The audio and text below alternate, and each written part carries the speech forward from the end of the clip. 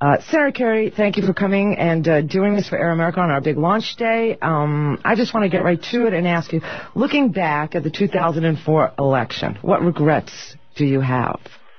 Well, I'm not looking backwards. I'm looking forward. I'm trying to lead the effort on global climate change here in the Senate with Barbara Boxer and Jeff Bingaman and others. And we need to get that done. We're also trying to shut the door on Iraq, on the war that has been grossly mismanaged, unbelievably badly led by the civilian leadership. And our military has done a spectacular job, but the president just doesn't seem to understand how to do the diplomatic piece here, and the result is that we're bogged down and losing ground. Well, why does this president change generals more often than, I change my underwear? I mean, we've been through General Zinni, who was asked to leave, General Jay Garner, who was in Iraq and sort of replaced with a viceroy. We've been through Peter Pace being quoted constantly, General Abizaid being quoted constantly, General Casey and Franks, and now it's all General Petraeus. Now, I've read General Petraeus' counterinsurgency field manual. It's 3-24. And he's a brilliant man. There's no question about it. I understand why you confirmed him. But he stated in his own field manual that the ratio of combatants, us, to population should be 1 soldier for every 50 people. What makes a student, a stellar student of counterinsurgency, go against his own really valuable work?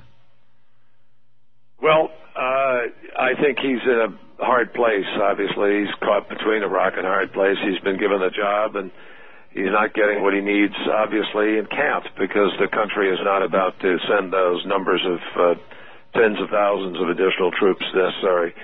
So I think that also the president just persists. General Petraeus has been very direct and said there's no military solution.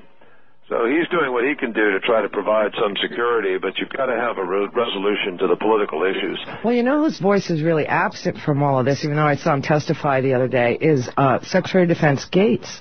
Well, Gates has been pretty candid with most of us up here. I think he's late to the table on this. He's trying to undo a lot of mistakes that have been made.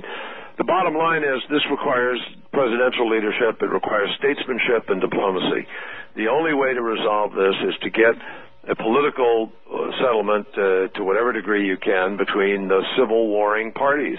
What do you make of the idea that the Iraqi parliament voted with an overwhelming majority saying, America, thank you, go home now. You're causing more trouble than, we can control. And your colleague, Senator McCain, on Meet the Press recently said, who cares about the U.S. Congress and who cares about the Iraqi parliament? I thought they're a sovereign nation. I obviously disagree with Senator McCain's support for President Bush's war, and I think he's been wrong on this war throughout.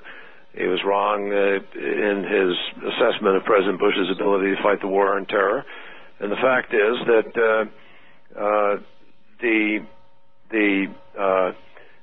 the president knows, I would hope by now, that what he's doing is delaying an ability to be able to bring the communities of the region together in order to create a new security arrangement for the entire region. But what you lack here is the kind of diplomatic effort that we've had previously, Republican and Democrat alike, in our country. Well, I agree with you, obviously. I mean, I think our listeners know that this is going to be a political solution, meaning, the parliament should decide whether or not... If their parliament has voted that we ought to leave... Well, they did. Their parliament ought to be listened to, and the president ought to sit down with the leaders and figure out what the best way to proceed forward is. How can we actually... there now. They keep promising you what's going to happen if we leave. The fact is there is chaos there now. It's complete chaos, and it looked almost... now that we're talking about General Petraeus, and we understand that we would need 500,000 of our soldiers to come even close to his ratio of 1 to 50 if there's 25 million Iraqis. And we see this president changing generals constantly whenever they give him the bad news. Well, I'm less concerned. I'm much more concerned, again, about the persistence in the president, even though he says there's no military solution, all he's doing is looking for a military solution. Constantly. And so, it brings to mind a couple of questions that, obviously you've said that you believe that if the Iraqi parliament has voted, which they did overwhelmingly, there's 275 members, 145 voted, go home, please go home. Why? Well, I don't think you have to just, quote, pack up and abandon it, but I do think you should negotiate a process by which we change the on-the-ground dynamics there. And failing to see that, I think our young military folks who are incredibly courageous are just being sent on missions that have no hope of actually changing the dynamics. Well, they know that. They totally know that. That's why General Eaton, General Batiste, men of high moral character and big brains are making these commercials on behalf of the vets. And they're being fired from their civilian jobs because they are advocating for our troops. It seems that the troops have never been supported now properly. Certainly they didn't have the 500,000 going in. That's correct. Gulf War, what did we have? 650,000 troops? We had upwards of about 550,000. Right, and that was not to go to Baghdad. So we understand that this president planned this chaos.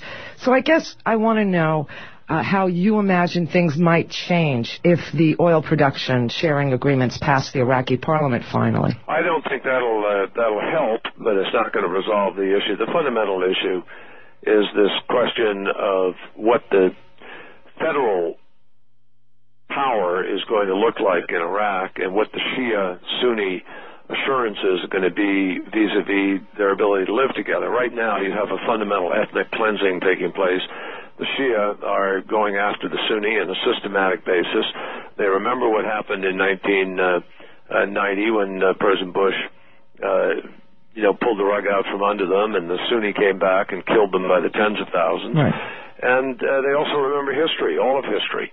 So I think, and the Sunni believe they've been born to fundamentally run Iraq, and there are a lot of them who just want the restoration of the Ba'athist regime. So until you resolve those two fundamental issues, I don't think that the oil revenue issue is going to resolve it. Well, we know that... I have to run in a moment, unfortunately. One last question then. Why doesn't anybody talk about this embassy that we're building, which is bigger than the Vatican? Well, you can only put so much on the table at the same time. I mean, everywhere you look, there's something to talk about. The lack of armor, lack of equipment, lack of artillery, lack of artillery, lack of adequacy of ammunition in some cases, lack of adequacy of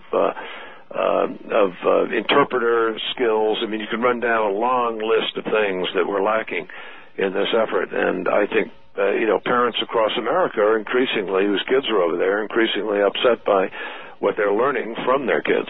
And if they're finding out that we are building a giant embassy and that their kids are over there to protect it, that doesn't exactly sound like we're building a sovereign nation, does it? Yeah, no, but I'm afraid I got to run in a moment here. I apologize. I've got another thing I have to run to, and I'm sorry about that. But look, they're clearly not going to have the sovereignty that they were promised. In the sense, I mean, they're sovereign. They can do what they want tomorrow. But the problem is they're not capable of it.